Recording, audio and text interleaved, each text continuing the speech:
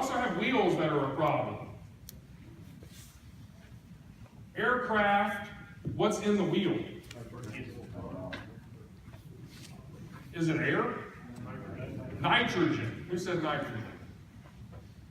Did you get one already? Nitrogen.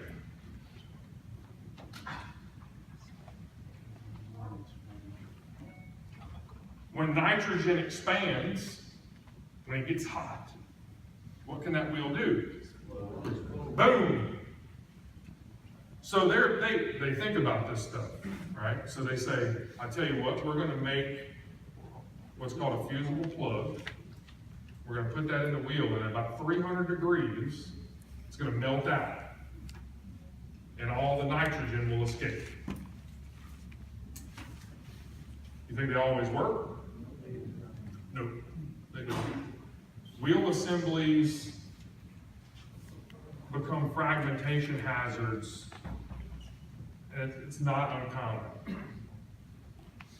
Especially when aircraft tries to land and has an issue. And this could be on a highway, it could be in a field. If they're on those brakes are typically those wheel assemblies, magnesium, beryllium, those things get hot, they catch on fire, all of a sudden you have an explosive wheel. And typically from the side of the wheels, about 300 feet, they will fragment. So don't get close to any wheels. Be careful with water. Be careful of sharp edges, fuel, toxic gases, toxic structural members, explosive gases. I think I'm just going to stay at the house. But we can't stay at the house. Let's throw in another, oh my God, we didn't make it hard enough already. Munitions. Let's say I have an aircraft crash that has a bomb on it. What am I going to normally think to do right away? Go home. You gotta keep the ordnance cool. Cool it. Cool it, cool it, cool it, cool it. But I've got fuel, I've got flames. If it's hot, it must be flames. So I'm going to throw what on it? Cold water. Cold water. See, foam may do great for extinguishment. But foam gets on those bombs, and what's it going to do to the heat? Actually insulates it and can make it worse. So water cooling is the best method of cooling.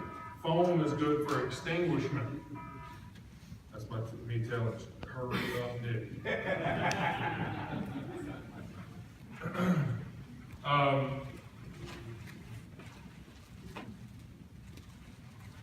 A C5. Anybody familiar with a C5? C5 is like 6 stories tall. Tail to ground. Massive.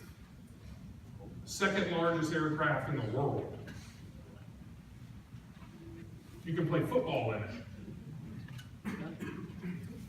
And it can carry 100 people. Fully loaded. Because there's a seating compartment up top, like a 747. Let's talk about something else with military aircraft, and we'll end with this. Fuel. We talked about TEL and leaded fuel. We talked about Jet A, Jet B, avgas. Military aircraft had a whole nother problem. And that's something called a hypergolic fuel, with the most common being something called hydrazine.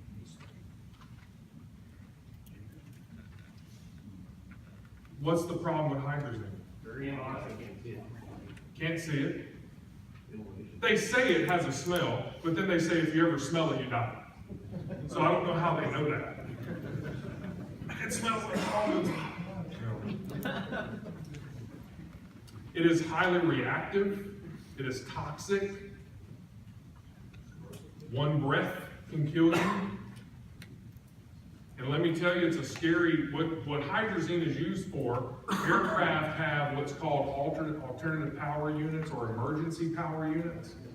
And hydrazine is a very effective fuel for that.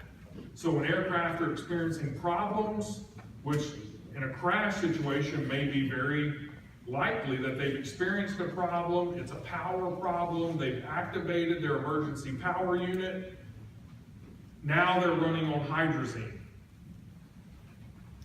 And I can tell you, when you respond to that call, and the first thing the pilot does is jump out and run away, you think, oh Lord, yeah, should I run with him? So that just brings up SCBA, PPE, all these things. You have no idea what it is you're dealing with.